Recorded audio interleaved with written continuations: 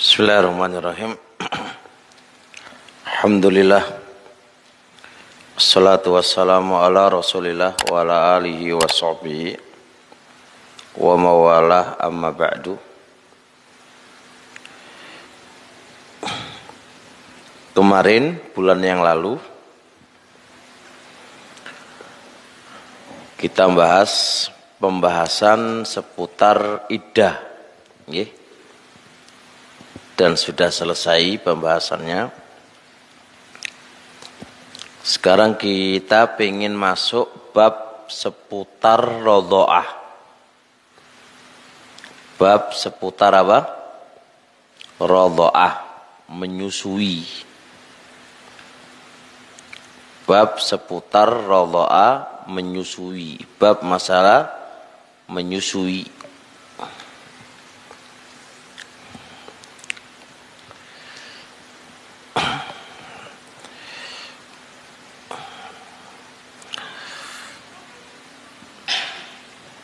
Persusuan itu akan menjadi mahram bagi dia. Ya, persusuan itu salah satu sebab akan menjadi mahram bagi dia. Allah Subhanahu wa taala berfirman, wa ummahatukumul lati ardha'nakum wa akhwatukum minar radha'ah.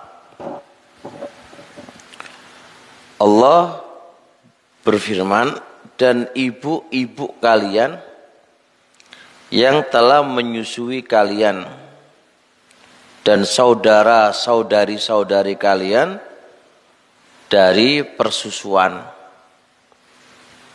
Ayat ini menunjukkan apa?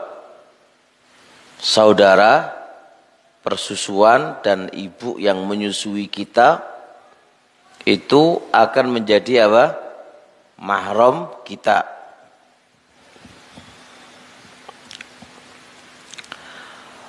Bahkan di dalam hadis Bukhari Muslim kata Rasulullah SAW, yahrumu minar rodha'i ma yahrumu minan nasabi. Mahram karena menyusui itu persis sama hukumnya mahram karena nasab. Jadi mahram itu bisa berbentuk dari apa? Dari nasab, dan bisa berbentuk dari apa? Dari menyusui.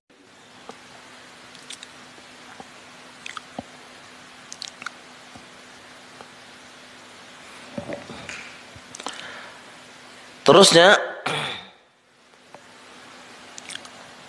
apa definisi rodho'ah, menyusui? Apa definisi rodho'ah, menyusui? Para fuqaha menyebutkan adalah massul labani minats thadyi au syurbuhu. Yang namanya menyusui itu adalah massul laban, mengisap susu dari puntingnya, atau meminum air susu ASI. Jadi definisi ini penting karena kita akan sampaikan di sana ada perbedaan di antara para ulama terkait dengan minum ASI. Nah, kalau dalam kitab ini, dan ini termasuk ulama Hanabila dan juga ulama Syafi'iyah, mendefinisikan menyusui itu dari dua definisi. Definisi yang pertama adalah menyedot, mengisap ASI dari puntingnya.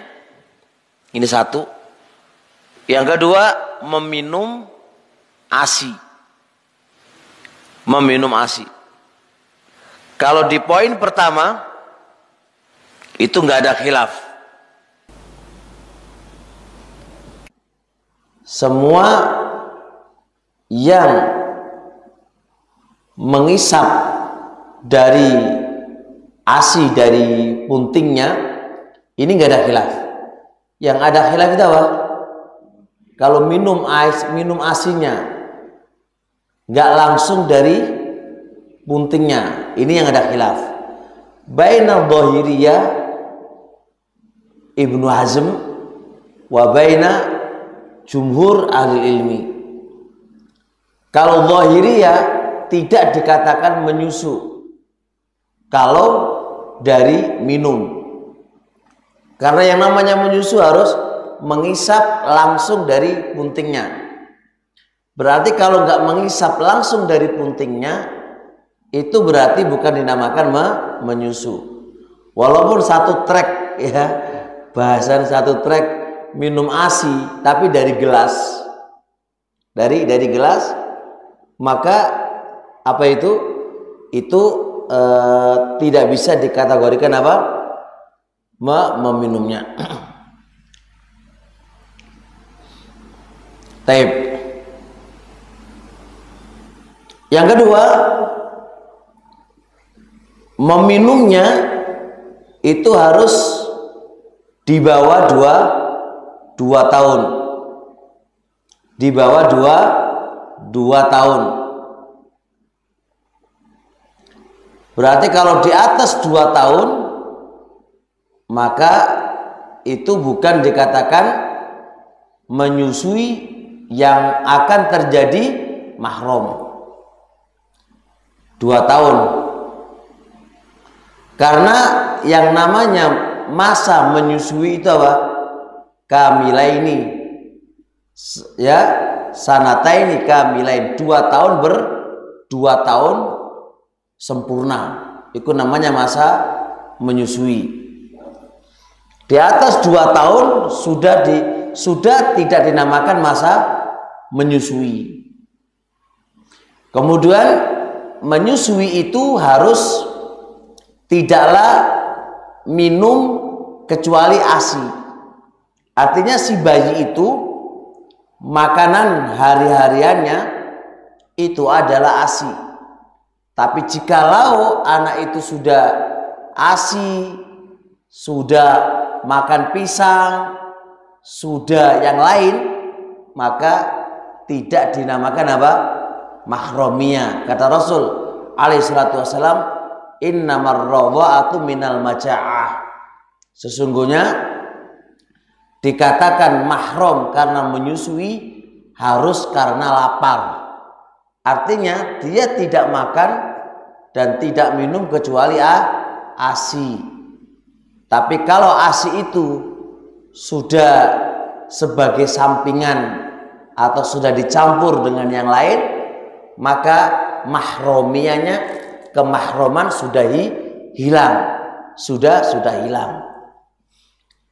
Berdasarkan ini, jikalau suami menyusu kepada istrinya, apakah jadi mahram? Enggak jadi mahram. Dikarenakan apa? Kondisi suami sudah banyak makan selain ASI. Ditambah lagi itu tidak masa 2 tahun, lebih dari 2 tahun. Bisa dipahami ini?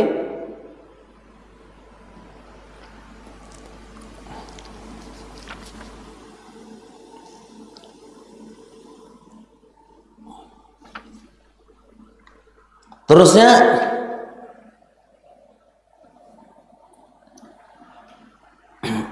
air susu itu, ASI itu harus dihasilkan karena hamil.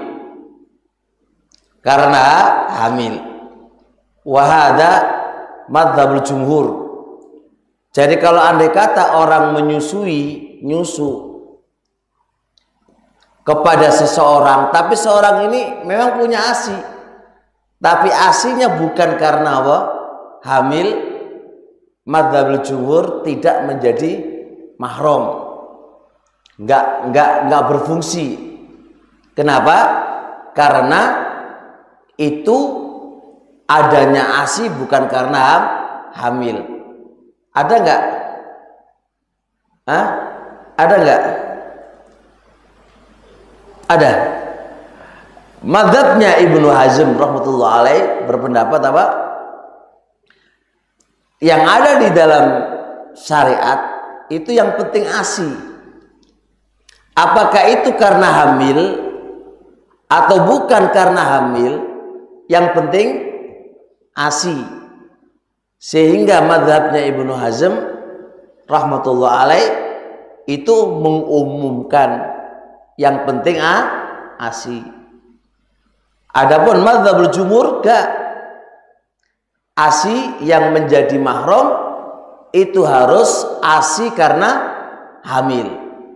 Berarti kalau enggak hamil enggak bisa. Toh andai kata itu ada, maka itu tidak menjadikan mahram, itu tidak menjadikan mahram, tidak menjadikan mahram.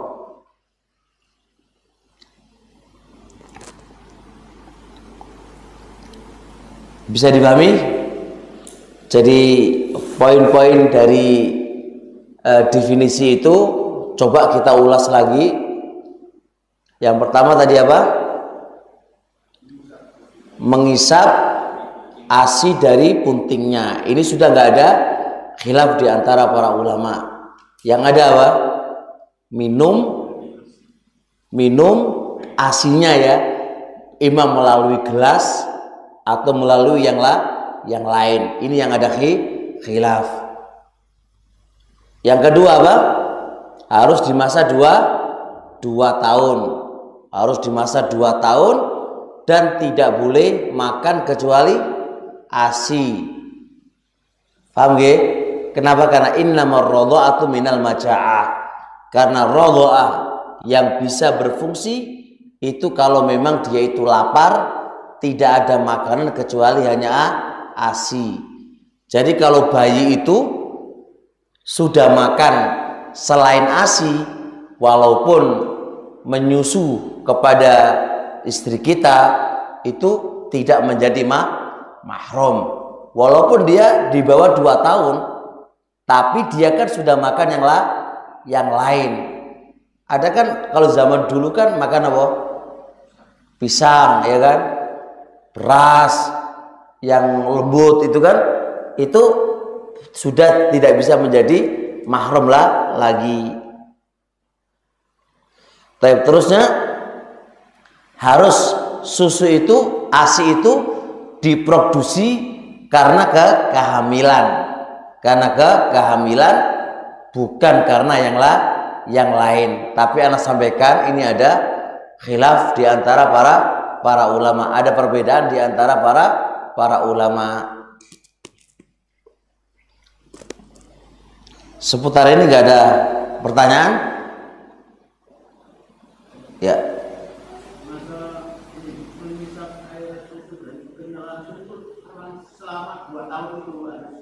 Nanti berapa kali ya belakangan, Pak? Berapa? Selama 2 tahun terus ya nggak bisa. Ini akan kita bahas. Baik, udah. Seterusnya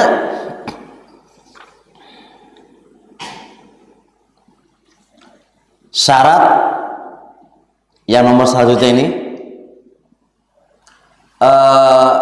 berapa kali isapan itu menjadi mahram. Pendapat yang paling kuat adalah 5 kali usap, 5 kali apa? Isapan atau lebih. Paling tidak itu 5 kali. Nah, ngitung 1, kedua, ketiga, keempat, kelima ini caranya ngitung, Pak ya. Bukan 4 kali, 1 kali sedotan. Bukan. Tapi yang dimaksudkan 1 kali rodho'ah itu sampai kenyang. Dan tanda kenyang itu apa? Dia akan lepas dengan sendiri. Tidak boleh dilepas karena suatu perkara. Kalau ada kata dilepas karena suatu perkara, kemudian dia mau nyusu lagi, itu dihitung satu. Paham gak? Jadi mungkin hari ini dan 5 kali itu nggak mesti harus di satu waktu, Pak ya. 5 kali itu nggak mesti di satu waktu. Nggak mesti di satu waktu. Misal kayak hari ini dia menghisap gitu ya. Terus kemudian 1 kali, besok 1 kali lagi, besok lagi 1 kali, maka dihitung menjadi 5 masuk. Jadi jangan dipahami 5 kali isapan itu harus di satu waktu. Tidak harus di satu waktu. Yang penting hitungannya 5 kali. Hitungannya 5 kali. Nah, ketika 5 kali itu maka sudah menjadi mahram, manakala dia sudah menyusu sebanyak 5 kali. Berdasarkan hadis Aisyah radhiyallahu taala anha, kana fima unzila minal qur'ani asrodha'atin ma'lumatin yuharrimna summa nusikhna bi khamsi ma'lumatin. Dahulu apa-apa yang diturunkan di dalam Al-Quran itu sebanyak 10 kali menyusui, itu baru menjadi mahram. Kemudian 10 itu dihapus menjadi 5 kali. Dan sampai Rasulullah Shallallahu Alaihi Wasallam wafat masih dibatasi 5 kali. Dibatasi 5 kali. Jadi perhatikan kata maklumatin pentingnya, 5 kali yang jelas. Kalau sampai ragu, iku mau ping 5 opo ping piro, ragu Pak ya, ragu. Maka terapkan kaidah al yakin la yazulu bisyak. Yakin nggak bisa dihilangkan dengan keraguan. Mau wal yakin, al yakin al asal dia bukan mahramnya. Kemudian menjadi mahram dikarenakan menyusui. Nah, ketika kita ragu, ini berapa kali dia menyusui, itu berapa kali Anda ragu, maka ragu dikalahkan, yang dimenangkan adalah yakin. Apa yakin? Maka berarti bukan menjadi mahramnya. Bisa difahami insyaallah, Pak? Paham? Ada pertanyaan seputar rodho'ah, menyusui? Ya. Apakah menyusui itu kondisinya menyusui?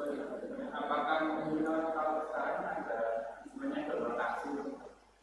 Jadi donasi itu ibu yang menyusui berlebihan, itu bisa dimasukkan ke kantong, habis itu dikalikan ke anak bayi yang lainnya yang membutuhkan asi. Iya, masuk. Makanya namanya minum, nggak harus menyedot dari buntingnya. Namanya meminum, ngasih minum, baik lewat gelas atau apa. Makanya donor ASI hati-hati, karena itu berkaitan dengan mahromiyah, harus diiling-iling, diingat-ingat ini yang pernah saya susui. Karena nanti terkait dengan pernikahan antara anakmu dengan dia. Mafhum? Taib. Seterusnya,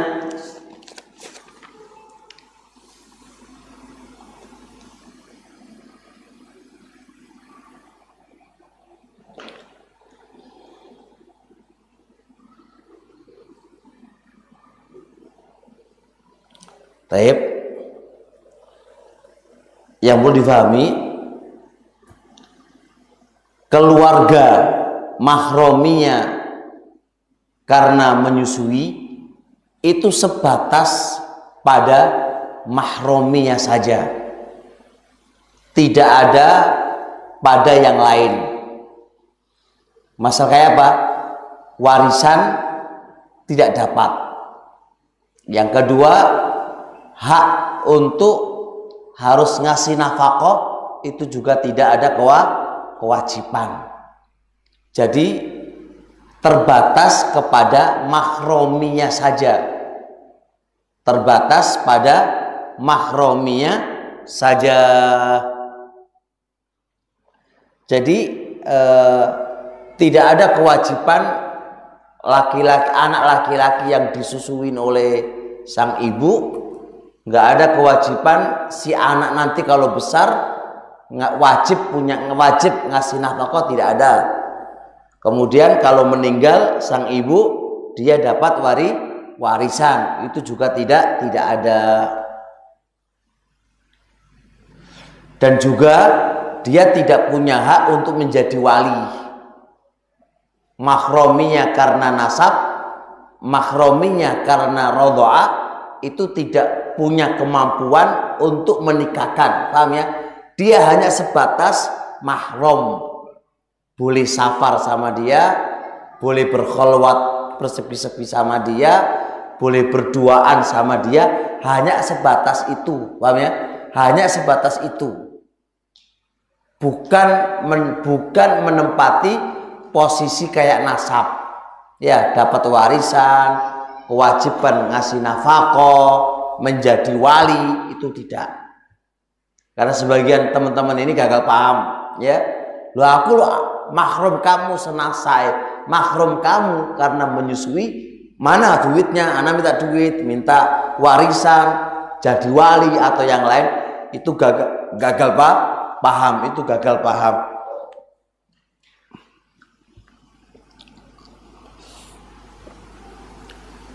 Taib ya. Kemudian seterusnya perlu difahami Pak ya, mahrominya ini itu sebatas kepada anak yang menyusu. Kalau anak yang menyusu terbatas pada anak ini Pak. Anak ini kan punya bapak, punya saudara kan, itu nggak masuk, paham? Tapi untuk dia ke ibu, ya, untuk ke ibu, mahromianya sama posisinya kayak dia anak. Jadi kalau itu menjadi mahrom dengan anakmu senasab, maka berarti mahrom bagi anak karena menyusu. Persis sama. Jadi dia kalau ke ibunya, ke ibu yang menyusu, statusnya dia kayak anak nasabnya. Tapi bagi dia Pak ya, dia kemudian dia punya saudari, punya apa? Punya ibu, punya bapak, itu nggak mahram sama sekali dengan ibu yang menyusui. Tapi dia sama anak nanti, dia ke bawah, dia punya anak, itu semuanya mahram nanti. Paham ya? Dia sama anaknya nanti, anak, cucu, semuanya itu mahram. Tapi kalau menyamping nggak bisa. Menyamping kayak paman, kayak bapak, kayak anak, kayak saudari, saudara, itu nggak bisa. Bisa dipahami? Jadi contoh nih, saya menyusu kepada Fatimah nih, Fatimah. Maka status saya di dalam bab mahram persis seperti anak nasabnya Fatimah. Bisa dipahami? Kalau itu anak nasab bagi Fatimah itu mahram, maka bagi saya juga mahram. Paham ya? Baik. Sekarang ke sayanya. Saya kan punya orang tua, saya punya paman, saya punya saudari, saudara. Apakah mahram dengan keluarga yang saya menyusu darinya? Enggak. Kecuali anak saya sampai ke bawah. Karena itu ada pada saya, air susunya ada pada saya, ternyata saya nikah terus punya anak, maka anak saya menjadi mahram ke ibu yang menyusui saya sampai ke bawah, karena masih ada ikatan daging tadi. Bisa dipahami? Tapi ya, dari sini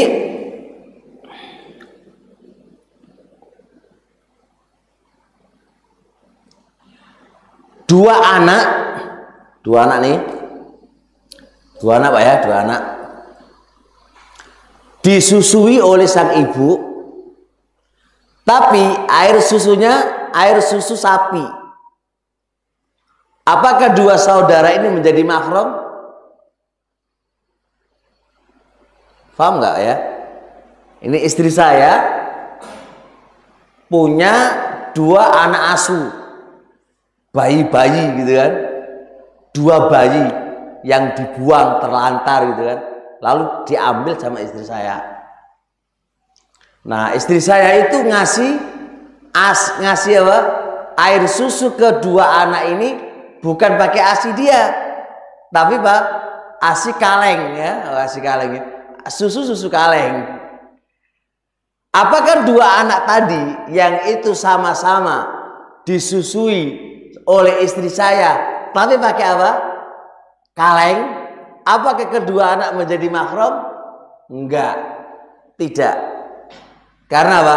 Yang dikasih minum adalah susu sapi atau susu jaran atau susu kambing ya, atau yang semisalnya.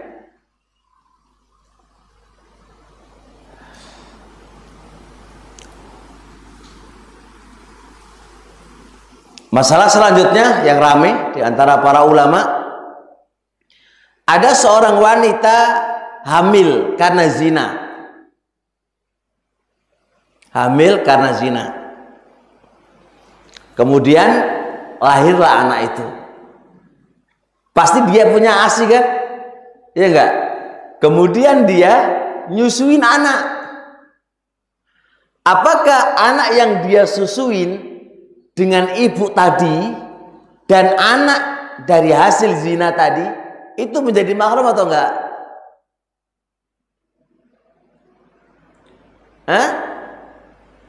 Madzhabul jumhur enggak. Kenapa enggak? Karena ASI itu dari hasil haram. Sedangkan mahrominya, kemahroman itu adalah kemudahan dari syariat. Dan kemudahan dari syariat itu tidak bisa apa? Tidak sejalan, tidak selaras manakala itu dipakai pada perkara haram. Atau qaul jumhur.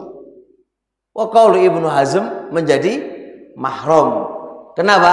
Karena yang dilihat bukan apa?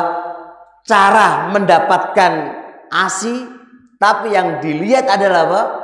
ASInya. Paham ya? ASI-ASInya. Apakah ASI itu datangnya karena apa? Zina ataukah bukan? Yang penting anak ini apa? Minum ASI dari ibu itu. Minum ASI dari ibu-ibu itu. Nggak peduli apakah itu zina atau tidak. Bab ini saya pribadi condong qaul Ibnu Hazm rahimahullahu taala, jadi tetap menjadi mahram. Ngantuk Pak, topinya tinggi banget Pak, nggak berat itu tuh kopinya itu, aman ya, aman. Tapi jangan-jangan ada larangan loh Pak, kena larangan nanti itu. Tahu larangannya Pak? Itu khawatir kena nah Rasulullah libasa syuhrati. Rasul melarang pakaian yang akan menjadi terkenal, karena tidak ada yang berkopiah kecuali kayak gitu, nanti jenengan jadi menyendiri dari yang lain. Nah, berpakaian dan bermodel yang itu bersendirian dari yang lain itu terkena larangan. Terkena larangan. Mohon maaf, itu larangan ya.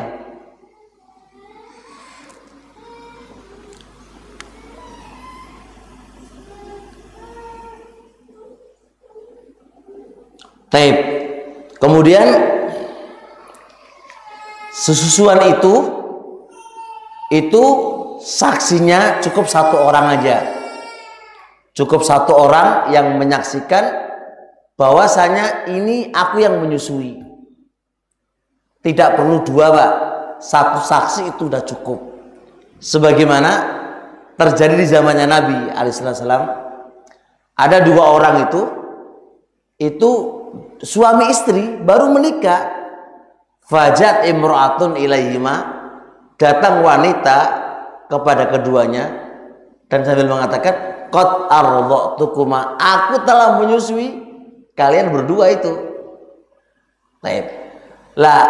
Lalu si suami istri ini datang ke Nabi alaihissalam dan mengatakan yang demikian itu. Faqala Nabi waqad qil, kaifa waqad qil, bagaimana lagi sudah dikatakan si ibu itu yang menyusui kalian berdua. Maka Nabi pisahkan, Nabi fasakh, maka Nabi batalkan pernikahan keduanya karena menjadi mahram. Gak boleh teruskan loh. Saat dia tahu itu adalah saudari radha'ah kok masih dijimai, maka dia telah berzina. Tapi kalau belum tahu dan sudah berhubungan, maka namanya nggak temu, diapain lagi kan? Kalau sampai jadi anak dari hasil hubungan tadi, maka itu namanya anak subhat. Jadi ada tiga. Ada anak sah, ada anak zina, dan ada anak subhat. Apa itu anak subhat? Yaitu pernikahan yang awalnya itu tidak tahu, ternyata itu pernikahan yang haram. Maka anak yang lahir dari pernikahan yang batal, ima karena sama-sama mahramnya atau apa, maka itu dinamakan anak syubhat. Kasihan ya, nggak jelas. Dibilang apa? Zina yoga karena nggak tahu, dibilang sah ya enggak karena batal. Maka dikatakan nikah apa namanya? Anak syubhat. Anak syubhat. Alhamdulillah seputar 40 menit seputar apa tadi? Radha'ah menyusui. Ada pertanyaan seputar ini, monggo.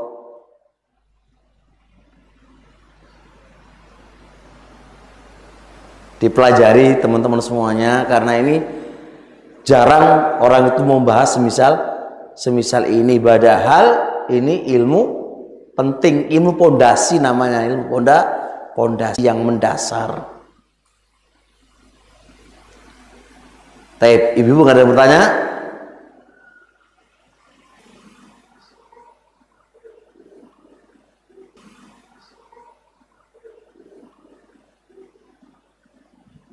Sudah? Kalau sudah, kita lanjutkan di bab setelahnya.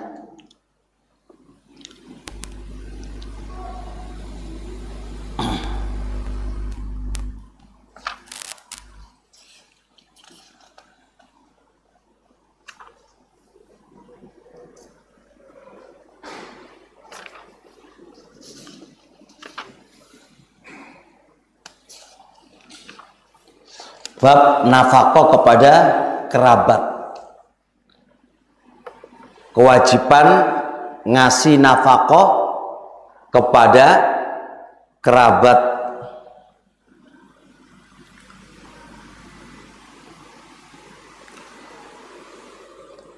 Kerabat itu apa definisinya? Kerabat itu seseorang yang mendapatkan warisan dari kita, baik secara asobah maupun secara fardun. Pembagian warisan itu modelnya ada dua. Ada fardun. Fardun itu ada ketentuan berapa-berapanya dari syariat. Yang kedua ada istilahnya namanya asoba. Asoba itu ya bisa dapat banyak, bisa dapat sedikit. Dia tidak ada aturan dapat berapa dari Al-Qur'annya. Kadang dapat dikit, kadang juga habis, kadang juga dapat banyak. Itu asoba. Nah, siapa kerabat? Siapakah yang dinamakan kerabat? Adalah semua orang yang akan dapat warisan dari kita, baik bentuk warisannya itu pakai apa? Fardun yang ada ketentuannya dapat berapa, atau pakai asoba yang itu tidak ada ketentuannya dapat berapa. Itu namanya kerabat. Itu namanya kerabat.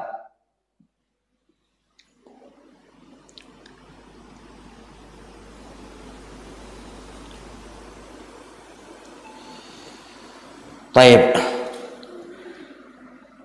Selanjutnya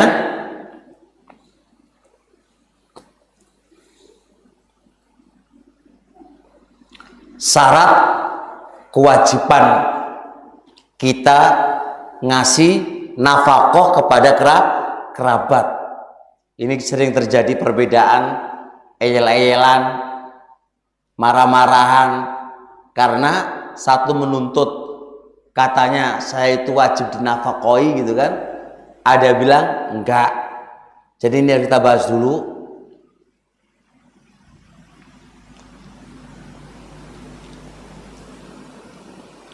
Adapun nafkah suami istri sudah kita bahas di pelajaran-pelajaran yang terdahulu.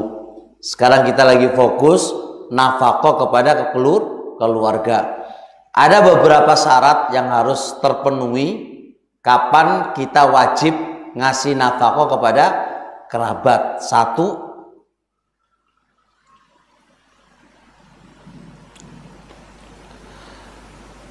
yang dikasih nafkah yaitu kerabat, syaratnya harus miskin. La yamliku syai'a, tidak punya apa-apa. Atau la yamliku ma yakfi, atau tidak memiliki untuk mencukupi, punya tapi nggak cukup.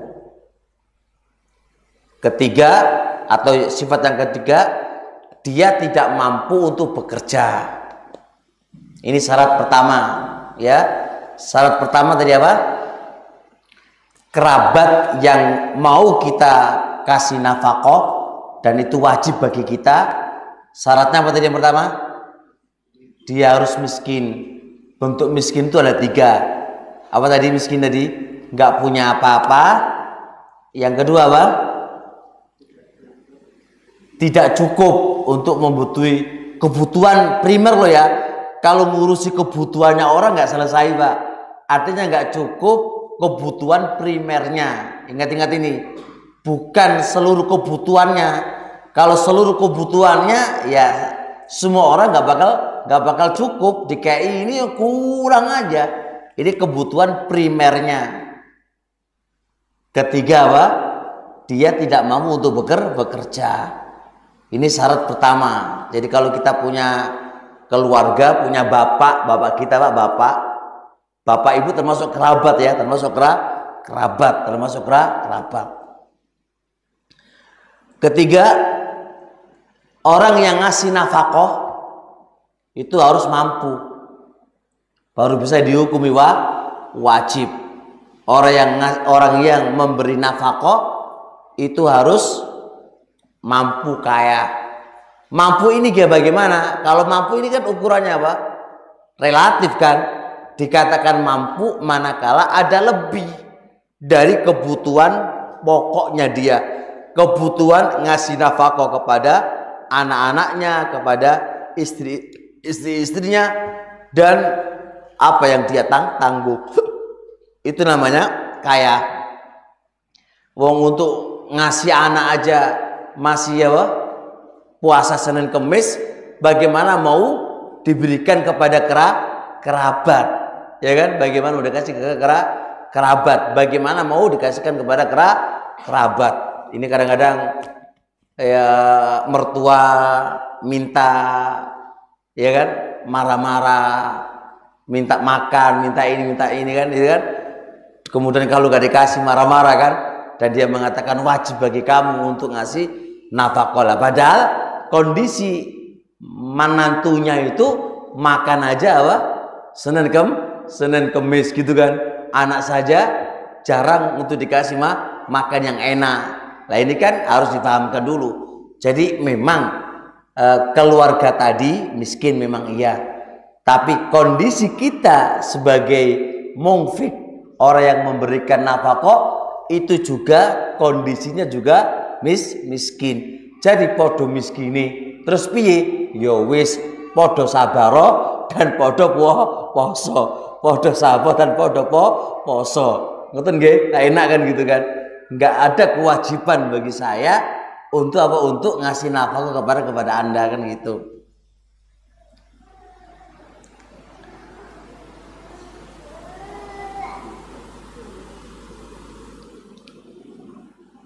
Syarat ketiga antara yang memberi nafkah dan yang diberi nafkah itu harus satu agama. Beda agama tidak menjadi kewajiban. Kalau bolehnya sih boleh. Bolehnya tetap boleh.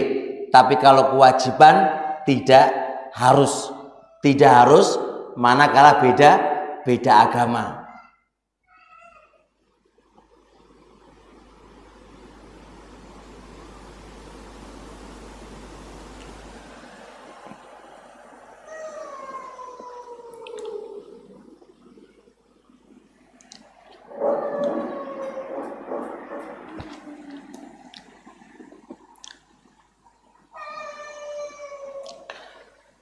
Taib ya. Di antara kewajiban seorang ayah, kedua orang tua, ngasih nafkah kepada anaknya adalah firman Allah Subhanahu wa taala, wabil walidaini, atau nafkah anak kepada kedua orang tua ya. Kewajiban anak ngasih apa? Nafkah kepada siapa? Kedua orang tua adalah firman Allah Subhanahu wa taala, wabil walidaini ihsana, berbuat baiklah engkau kepada kedua orang tua kamu. Berbuat baiklah engkau kepada kedua orang tua kamu. Dan di antara berbuat baik kepada kedua orang tua adalah apa? Ngasih nafkah kepada kedua orang tua kita. Jadi itu anak, kewajiban anak untuk ngasih nafkah kepada siapa? Kepada anak-anaknya. Taib. Saya sedikit nyinggung terhadap konten yang menyebar, yang disebar perihal seorang suami istri yang satu bercadar, Pak. Bercadar. Kemudian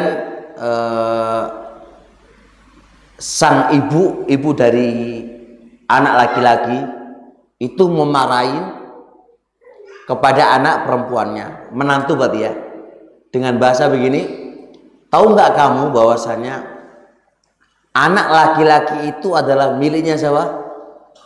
Orang tua. Kamu itu nggak punya hak apa-apa. Maka si anak wanita itu membalas sambil mengatakan begini, itu keliru.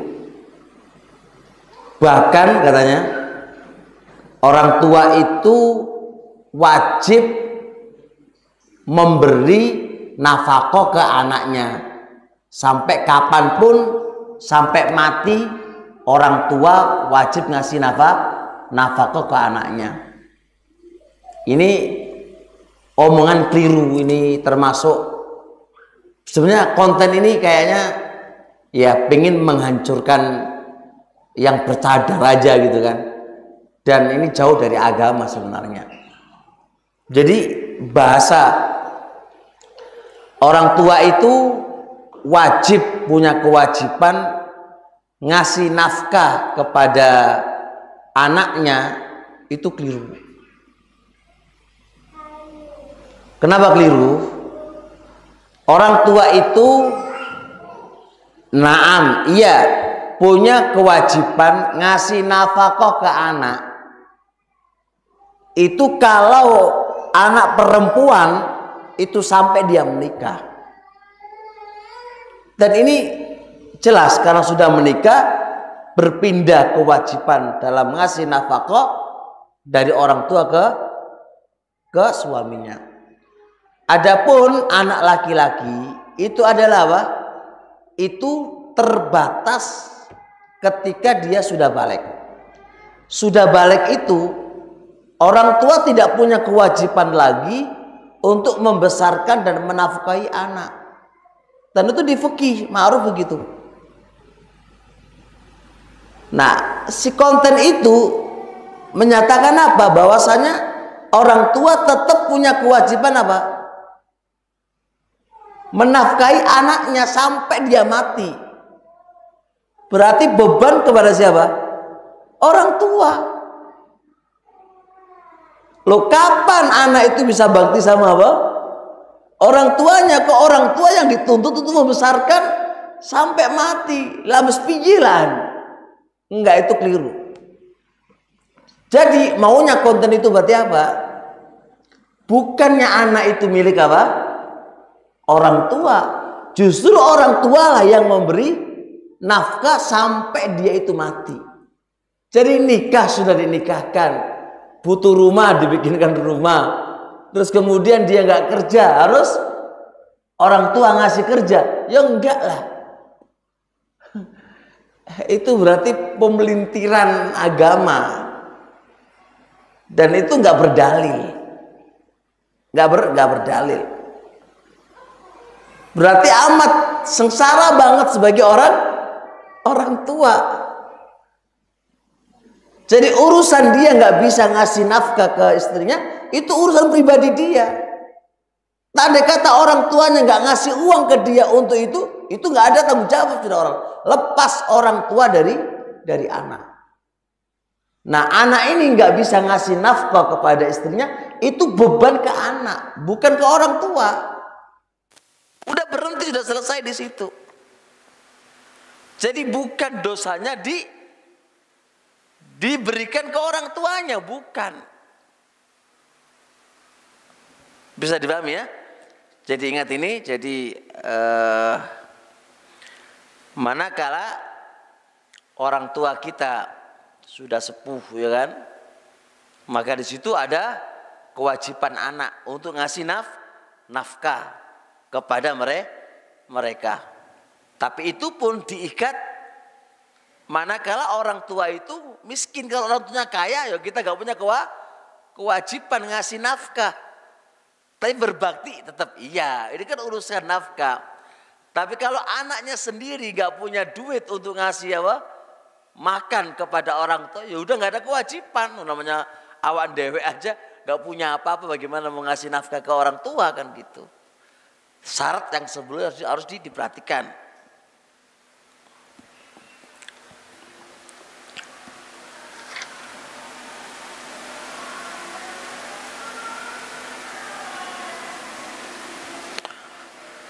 Taib. Adapun dalil tentang kewajiban ngasih nafkah kepada kerabat banyak banget, diantaranya apa? Wa'ati dzal qurba haqqahu, berikanlah haknya kepada kerabat. Kerabat punya hak dari kita, punya hak dari diri kita. Ada sebagian hadis Nabi alaihi salatu wasallam rawu Daud, anna rajulan sa'alan nabiyya, ada seorang laki-laki itu bertanya kepada Nabi dengan pertanyaan, man abarru, siapakah orang yang paling saya harus berbuat baik kepadanya? Siapakah orangnya yang saya harus berbuat baik kepadanya?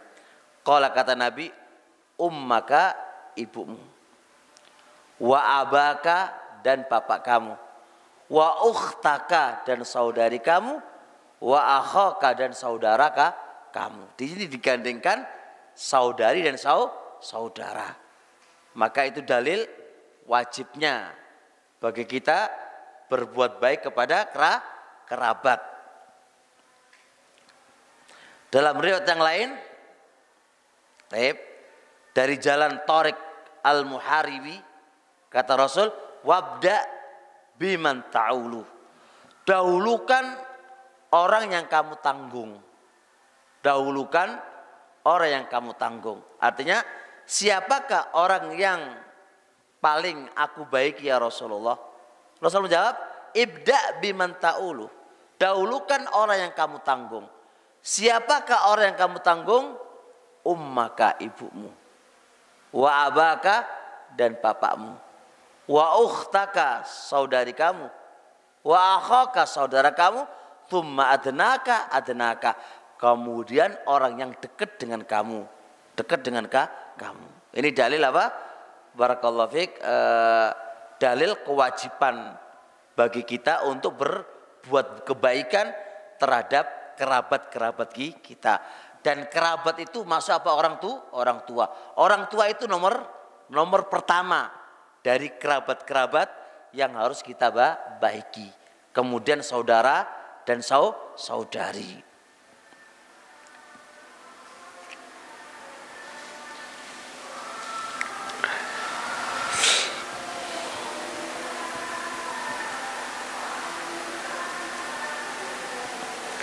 Baik, cukup dulu insyaallah, sudah jam 11. Masih ada tersisa terkait dengan nafkah untuk kerabat.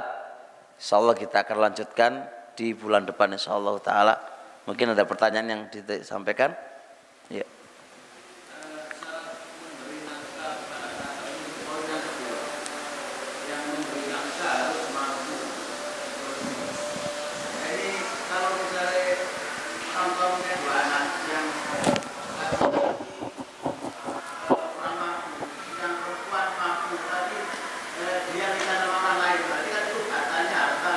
Iya. Yang berkewajiban biasa silakan membantu orang tua.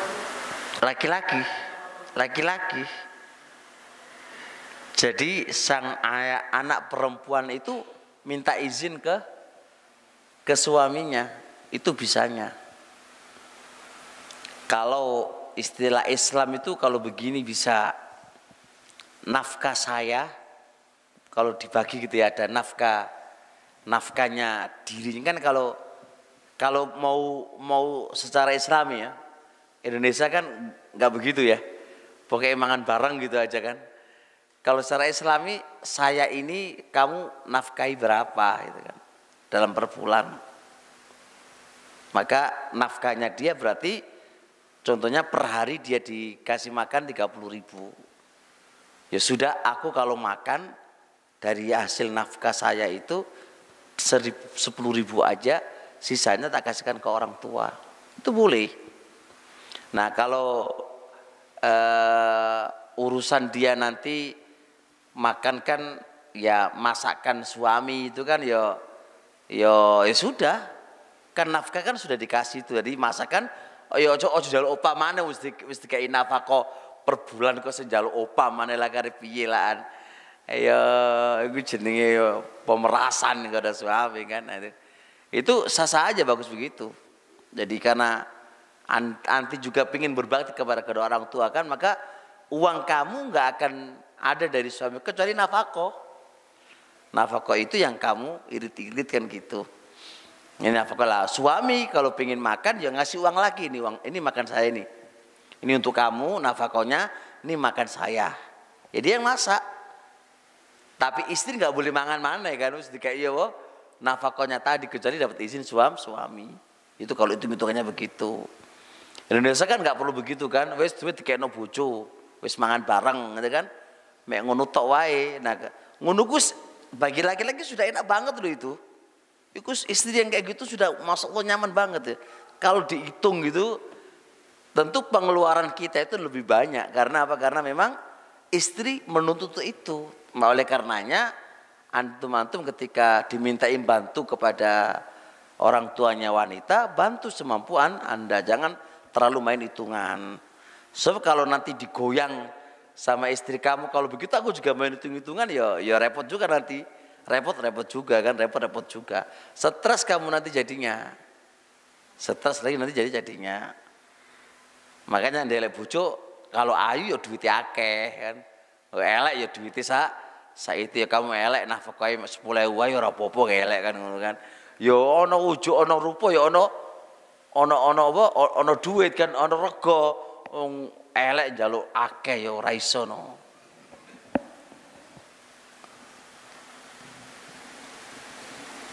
Ya, jelas insyaallah. Taib sampai di sini subhanakallahumma hamdik syadu la ilaha anta astaghfiruka wa atubu ilaik. Assalamualaikum warahmatullahi wabarakatuh.